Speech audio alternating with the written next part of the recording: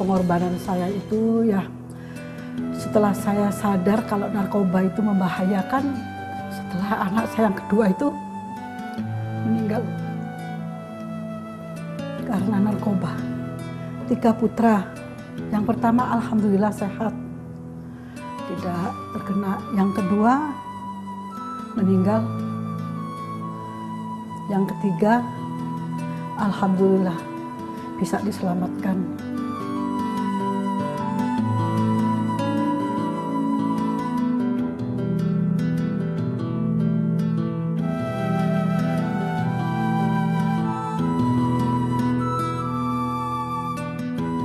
Pertama kali masuk detok awalnya pasti berat lah. Di satu sisi gue harus tinggalin keluarga, di satu sisi gue harus dikondisikan dengan situasi atau tempat yang kayak begini. Cita-cita gue nggak muluk-muluk, gue pengen hidup normal aja. Gue bisa kerja kayak orang normal, gue bisa jalin aktivitas kayak orang normal, itu aja.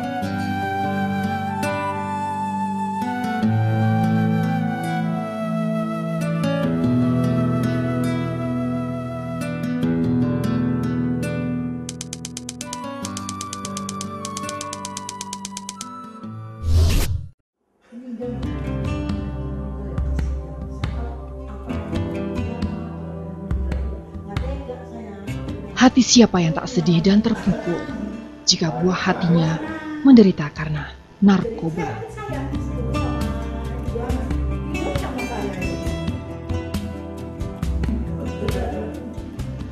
Setelah melewati tahun-tahun gelap tak berkepastian, akhirnya Busri sampai di satu titik balik perjalanan hidupnya.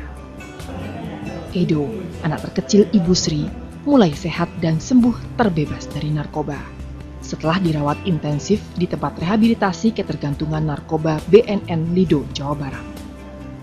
Berat rasanya bagi Busri berjuang bertahun-tahun melepaskan ketiga putranya dari jeratan narkoba.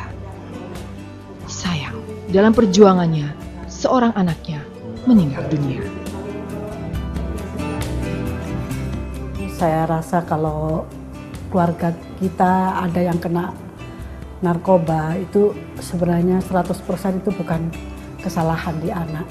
Mungkin ada juga harus ada introspeksi dari diri kita sendiri. Jadi nggak seluruhnya itu kesalahan di anak. Itu jadi pengorbanan saya itu ya setelah saya sadar kalau narkoba itu membahayakan, setelah anak saya yang kedua itu meninggal karena narkoba.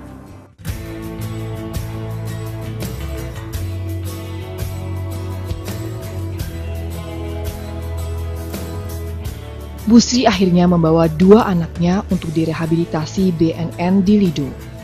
Anak tertuanya sudah sembuh dan kini telah bekerja. Sedangkan Edo, putra terkecil, masih dalam proses penyembuhan.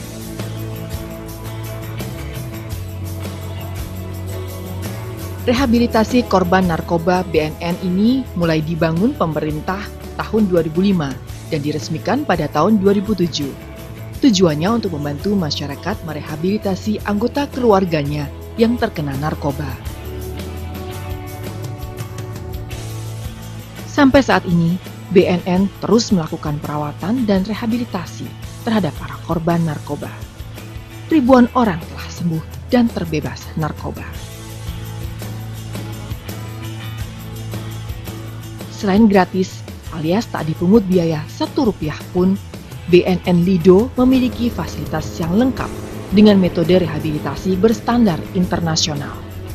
Waktu rehabilitasi biasanya berlangsung selama 1 tahun yang terdiri dari beberapa tahapan.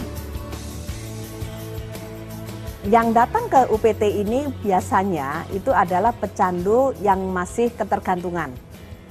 Dan masa itu dia dipulihkan untuk kondisi fisiknya, kurang lebih waktunya 1 bulan.